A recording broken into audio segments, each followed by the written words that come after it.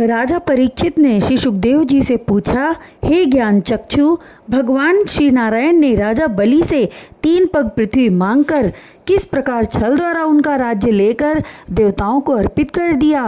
राजा के वचनों को सुनकर श्री सुखदेव जी बोले, हे राजन, देवासुर संग्राम में देवराज इंद्र ने राजा बलि को मार दिया और अपना इंद्रासन प्राप्त कर लिया।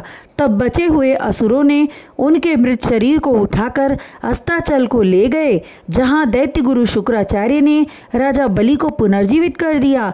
वहां रहकर राजा बलि ने बहुत दिनों तक गुरु की सेवा की। बलि की सेवा से प्रसन्न होकर शुक्राचार्य ने अन्य भृगुवंशी ब्राह्मणों को लेकर विश्वजित नामक महायज्ञ किया। उस यज्ञ की पूर्णाहुति होने पर अग्निकुंड से एक सोने का रथ, हरे रंग के घोड़े, सिंह ध्वज, सोने का दिव्य धनुष एवं एक अक्षय तरकस निकला। भक्त प्रहलाद ने प्रसन्न होकर अपने पौत्र राजा बलि को कभी न मुरझाने वाली एक पुष्पों की माला प्रदान की। शुक्राचार्य ने एक दिव्य शंख प्रदान किया और देवताओं पर आक्रमण करने का आदेश दिया। राजा बलि ने गुरु शुक्राचार्य को दंडवत प्रणाम किया और शुभ मुहूर्त देखकर यज्ञ से निकले। रथ पर सवार होकर अस्त्र शस्त्र एवं कवच से सुसज्जित होकर देवराज इंद्र की अमरावती इंद्रपुरी को घेर लिया और शुक्राचार्य जी द्वारा दिए हुए दिव्य शंख को बजाया। शंख के घोष शब्द को सुनकर देवताओं में खलबली मच गई और जब वे युद्ध करने के लिए राजा बलि के सन्मुख आए तो उनके तेज से उनके शरीर जलने लगे। इंद्र सहित सब देवता अत्यंत व्याकुल होने लगे और भागकर गुरु बृहस्पति के पास जा पहुँचे।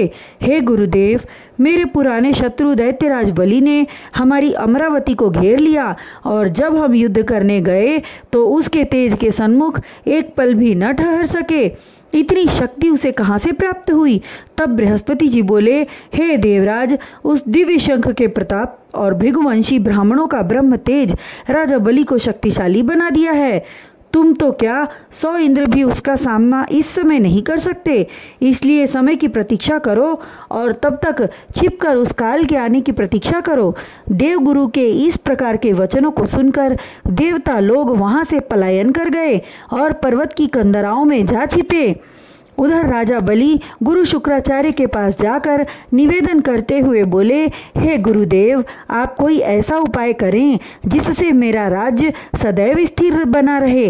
दैत्यराज बलि के वचनों को सुनकर दैत्य गुरु शुक्राचार्य बोले, हे राजन, अपनी इच्छा पूर्ण करने के लिए लगातार 100 यज्ञ करने होंगे, क्योंकि 100 यज्ञ पूर्ण हुए बिना इंद्र को भी देवलोक का राज्य प्राप्त नहीं होता। शुक्राचार्य के कथनानुसार राजा बलि ने यज्ञ करना प्रारंभ किया और 99 यज्ञ बिना किसी विघ्न के आनंद पूर्वक संपन्न हो गए और 100वां यज्ञ आरंभ हो गया। उस समय राजा बलि ने प्रसन्न होकर दीन दुखियों ब्राह्मणों एवं याचकों को बहुत सा दान दिया। किसी याचक को निराश होकर वापस नहीं जाने दिया, जिस कारण उनका यश तीनों लोकों में फैलने लगा।